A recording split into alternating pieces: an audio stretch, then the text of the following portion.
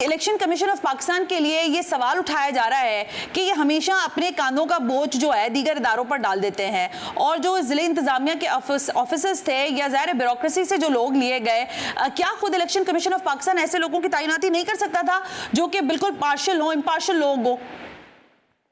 देखिए, असूली बात यह है कि इलेक्शन कमीशन ऑफ पाकिस्तान के पास इख्तियारात ही नहीं है।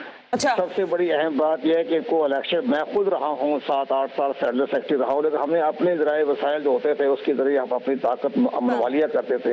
लेकिन मसला ये होता है कि इलेक्शन कमीशन ऑफ पाकिस्तान के पास कोई आईनी और कानूनी इख्तियारात ही नहीं है। ठीक है। इसके बाद दूसरी बात, अगर वो किसी के खिलाफ एक्शन लेता है, इलेक्शन कमीशन ऑफ पाकिस्तान को ज़ाब्ता इखलाक के बारे में एक्शन लेता है, तो हाई कोर्ट उसको 24 घंटे में रात को बरी कर देती है। कई मामले ऐसे हुए जब इलेक्शन कमीशन पाकिस्तान ने चंद बड़े बड़े अहम शख्सियात को उनको ज़ाब्ता इखलाक की खिलाफ वर्जी पर उनको नाअहल करार दिया, लेकिन चंद घंटों में ही रात की शाम के 7 बजे 8 बजे ही अदालत ने उनको बरी कर दिया और इलेक्शन कमीशन को वार्निंग दी। आप कौन होते हैं इनको बरतरफ, आपको सस्पेंड करने वाले? तो इसका मकसद ये तो नहीं है ना कुमार साहब, एक सेकंड, कता कलामी की माफी, इसका मकसद ये तो नहीं है ना कि आप फैसले लेना छोड़ दें, आप प्रैक्टिस करना छोड़ दें? इसका ये मकसद तो नहीं है ना? अगर वो हुक्म इम्तना ले लेते हैं, क्लियर हो जाते हैं, वो उनकी प्रैक्टिस है, लेकिन इलेक्शन कमीशन को भी तो अपनी एक प्रैक्टिस जारी रखनी चाहिए ना। क्या फैसले करेंगे जनाब मोहतरमा, क्या बात करती हैं आप मुझसे? बात तो सबसे बड़ी अहम बात यह कि हमारी पार्लियामेंट ने एक्ट ही बनने दिया, कोई इख्तियारात ही नहीं दिए।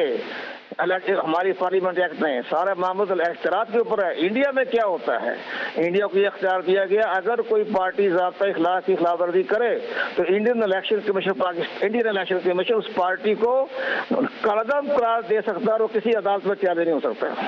ये फैसले दिए जाते हैं इलेक्शन करवाने के लिए। अगर किसी रिटर्निंग ऑफिसर ने जो कहीं से भी लें, हमारी अदलिया के रिटर्निंग ऑफिसर ने कौन से शफाफ इंतखाबात करवाए हैं, ये जो हमारे तो दोस्त चले जाते हैं रिटर्निंग ऑफिसर अदलिया से लें, तो अदलिया ने इलेक्शन करवाए 2013 में, जिसमें सदर जरदारी ने कहा आरओ का इलेक्शन था। यही रिटर्निंग ऑफिसर थे जिन्होंने रेफरेंडम में जाली वोटों पर टेम्परिंग करके जनरल जियाउल हक को खुश रखा।